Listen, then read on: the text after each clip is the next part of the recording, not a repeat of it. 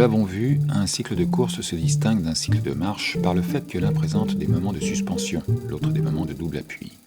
En aucun cas ces deux cycles ne se distinguent par leur vitesse.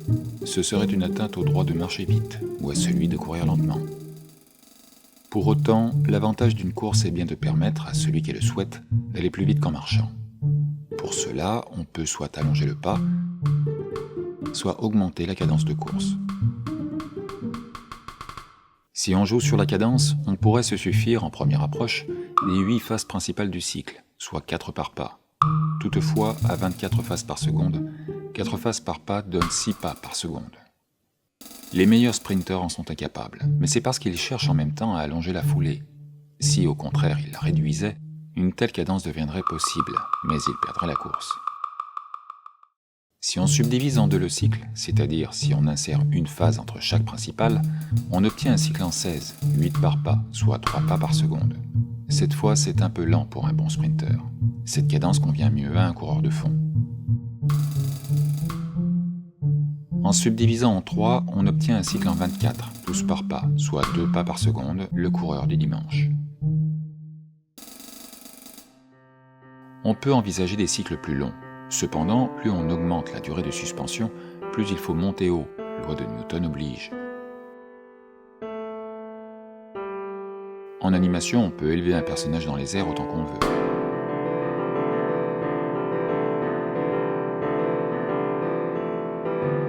Dans la réalité, un coureur atteindra difficilement 50 cm de hauteur, et selon la loi de Newton, cette hauteur détermine son temps de suspension maximale.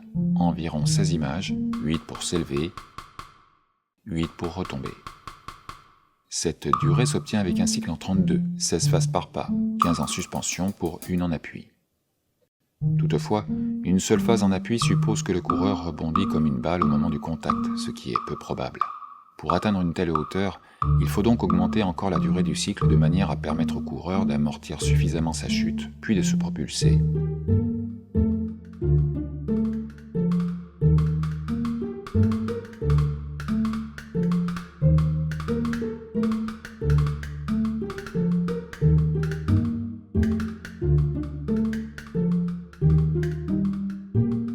Revenons à l'idée selon laquelle courir sert à aller vite.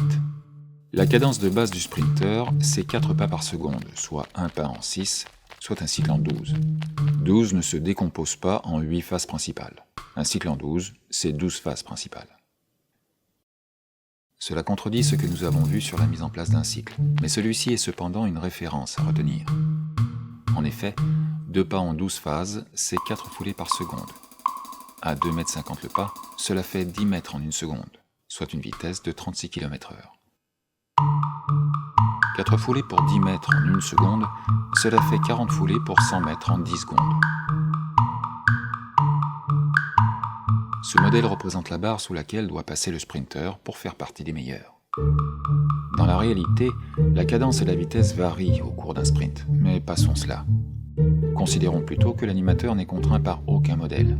Il peut atteindre 10 mètres par seconde de multiples manières, en réduisant la cadence d'une manière absurde, ou en l'augmentant de manière improbable. En animation, tout est possible. Revenons à des mouvements crédibles. Pour une course, il est bon de ne pas s'en tenir au multiple de 8. Toutes les durées de cycle paires, entre 12 et 24, donnent des cadences intéressantes. C'est l'occasion de s'exercer à des subdivisions plus délicates.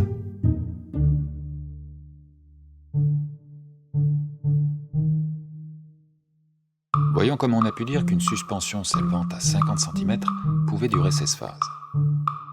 Pour cela, nous nous aiderons de cette célèbre formule de Newton, qui permet de calculer une hauteur en fonction d'une durée. H égale 1/2 de gt². H, c'est la hauteur. G, c'est la gravité. T, c'est le temps, élevé au carré. C'est justement le temps qu'il faut trouver, la hauteur étant donnée. En arrangeant la formule, on trouve celle qui permet de trouver T en fonction de H. T égale racine de 2H sur G.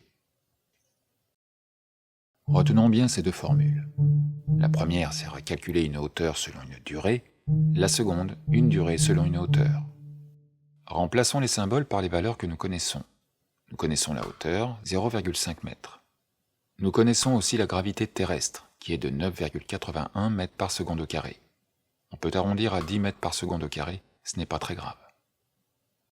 Il reste à convertir cette durée en images. Sachant qu'une image vaut 1/24e de seconde, on multiplie le résultat en secondes par 24. Cette durée, nécessairement arrondie à l'image près, vaut pour le mouvement de bas en haut. En la doublant, on obtient le temps de suspension complet, soit 16 images. C'est une valeur approximative mais suffisante pour produire un mouvement crédible. Attention de ne pas déduire de ce résultat qu'en le doublant, on doublerait la hauteur. Doubler la durée de suspension, c'est quadrupler la hauteur. Pour finir, observons cette animation de sprinter. Elle contient 3 phases en suspension, ce qui indique une durée de 4 images, non 3. Le coureur monte sur 2 images, redescend sur 2. 2 images donnent une amplitude de suspension de 3,5 cm. Ce n'est pas l'amplitude verticale totale du cycle, à laquelle il faut ajouter celle nécessaire à l'amorti. Mais on comprend désormais pourquoi, plus on va vite, plus le mouvement du corps tend à l'horizontale. Pour ceux qui résistent aux mathématiques, rappelons qu'en animation, nul n'est tenu de respecter la logique physique. Toutefois, animer comme on veut en sachant ce qu'on fait, c'est toujours mieux.